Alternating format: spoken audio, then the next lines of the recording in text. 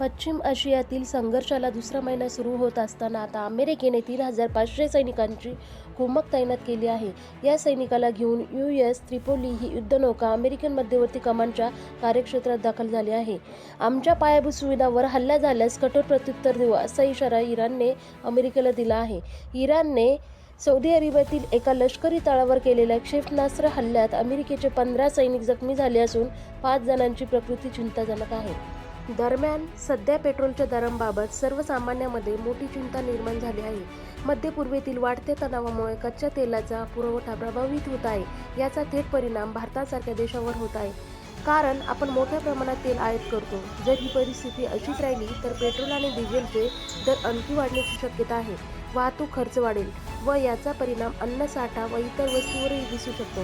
तथापि सरकार दर नियंत्रणात ठेवण्यासाठी प्रयत्न करत आहे, त्यामुळे तात्काळ मोठी वाढ टाळली जाऊ शकते.